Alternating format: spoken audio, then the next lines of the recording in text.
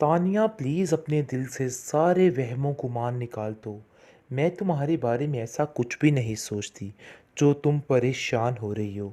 जिस पर तानिया कहती है कि ये बात तो मैं खूब जानती हूँ कि कितनी चालाकी और होशियारी के साथ तुमने सारे घर को हैंडल कर रखा है। देखो, ये रोब तुम्हारा सारा टाइम नहीं रहने वाला।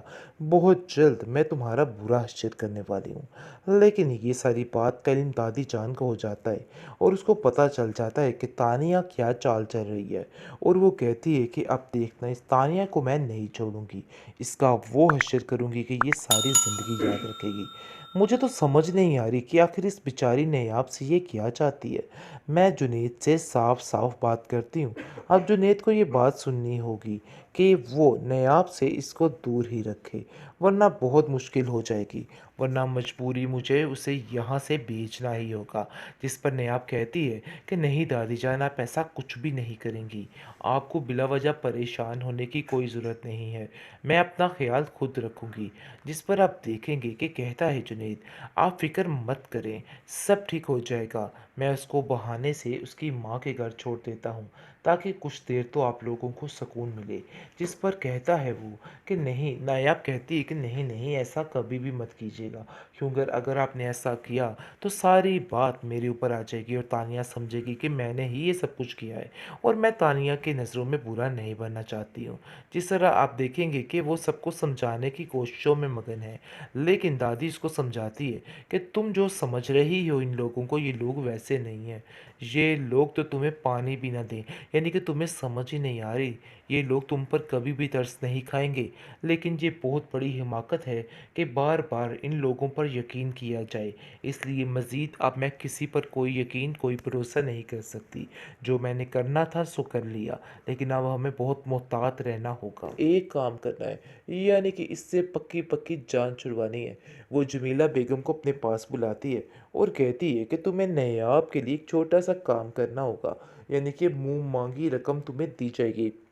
जिससे जमीला तो पहले घबराने लग जाती है और कहती है कि नहीं जी, अगर घर वालों को इल्म हो गया और ज़रा सी भी बिनक पड़ गई तो मेरा काम खतरे में पड़ सकता है।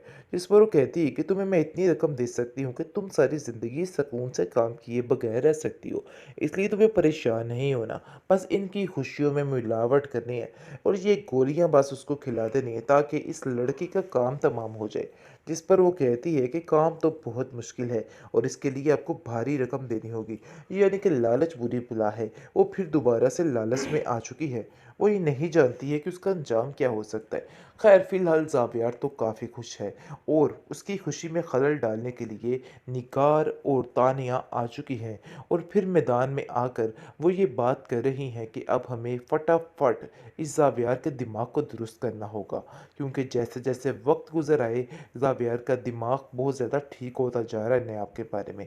ये चीज़ उनको बर्दाश्त और हज़म नहीं हो रही, जिसकी वजह से आप देखेंगे कि वो फ़ैसला कर लेती हैं कि काम को फटाफट से ख़त्म करना है। लेकिन दूसरी तरफ दादी जान काफ़ी ज़्यादा खुश है और कहती है कि तुम अपना ख्याल रखना, क्योंकि मुझे पता है नया आपके तुम टेंशन में सब कुछ भूल जाती हो। लेकिन तुम्हें बस यही कहना चाहती हूँ कि अपने घर में ठीक रहा करो, अपने दिमाग को दुरुस्त रखा करो, क्योंकि ऐसा तुम्हारे लिए ही बेहतर है। और किसी की बातों में आके अपना आप ख़राब करने की कोई भी ज़रूरत नहीं है। बस मेरा यही तुमसे वादा है कि तुम्हारे लिए सब कुछ ठीक हो जाएगा, यानी मैं तुमसे वादा करती हूँ और मुझे यकीन है। लेकिन तुम्हें थोड़ी होशियारी और चालाकी से काम लेना होगा, वरना मामलात बहुत ज़्यादा ख़राब हो सकते हैं और काफ़ी ज़्यादा टेंशन हो सकती है। तानिया को नाज़रीन हम जितना चालाक समझ रहे थे वो उससे 10 हाथ आगे निकल चुकी है। किस तरह से उसने जुनैद को अपने बस में कर लिया है और उसको बताने की कोशिश की है कि वो इस बात पे बहुत ज़्यादा खुश थी, लेकिन बस नसीब में ही ये नहीं लिखा था। लेकिन जुनैद भी बेचारा उसकी बात पर यकीन कर लेता है और काफ़ी परेशान होता है कि तानिया काफ़ी परेशान है। लेकिन दूसरी तरफ जी कोई भी खुशी हजम नहीं हो रही बेचारी नयाब की, क्योंकि जैसे ही तानिया उसकी खुशी को देख रही है तो जल जल के बुन रही है और उसका बुरा असर हो रहा है कि आखिर मैं किस तरीके से इस लड़की की इस खुशी को ख़त्म कर दूँ। वो कहीं कई प्लान बनाती है और फिर उसके मंसूबे ख़त्म होते रहते हैं। लेकिन वो ये एक बात ठान लेती है कि इस दादी जान की नज़रों में तो इसको गिरा कर ही दम लूँगी, क्योंकि जब तक ये काम नहीं होगा इसकी मंजिल आसान नहीं होने वाली है। खैर, आप देखेंगे कि नेहा को कहती है कि तुम्हारे साथ तुम्हें नहीं लगता कि ज़्यादती हो रही है। बहुत ज़्यादा परेशानी वाली बात है। लेकिन नायाब अब थोड़ी सी चौकन्नी हो चुकी है।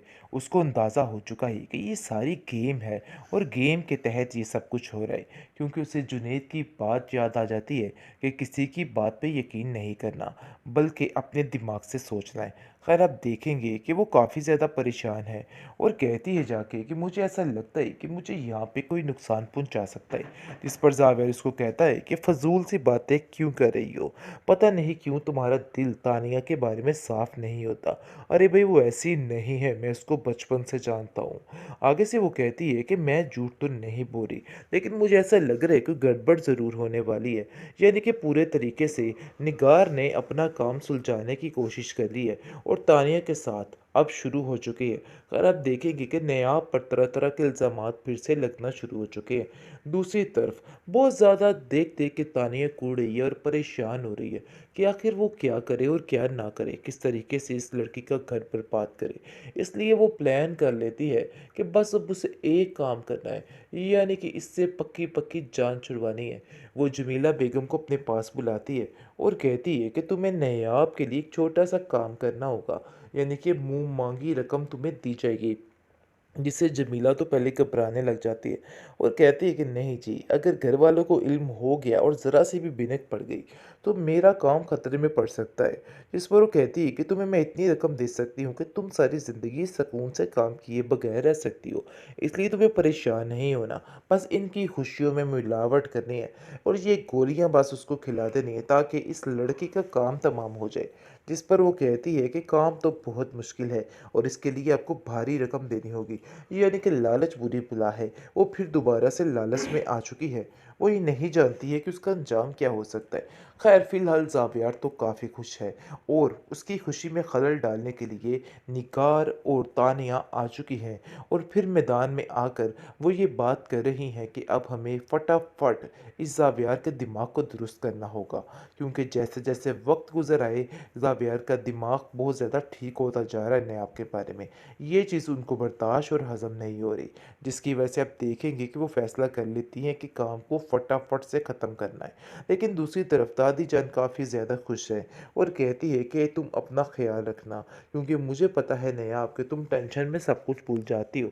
लेकिन तुम्हें बस यही कहना चाहती हूँ कि अपने घर में ठीक रहा करो, अपने दिमाग को दुरुस्त रखा करो, क्योंकि ऐसा तुम्हारे लिए ही बेहतर है और किसी की बातों में आके अपना आप ख़राब करने की कोई भी ज़रूरत नहीं है। बस मेरा यही तुमसे वादा है कि तुम्हारे लिए सब कुछ ठीक हो जाएगा, यानी मैं तुमसे वादा करती हूँ और मुझे यकीन है। लेकिन तुम्हें थोड़ी होशियारी और चालाकी से काम लेना होगा, वरना मामलात बहुत ज़्यादा ख़राब हो सकते हैं और काफ़ी ज़्यादा टेंशन हो सकती है।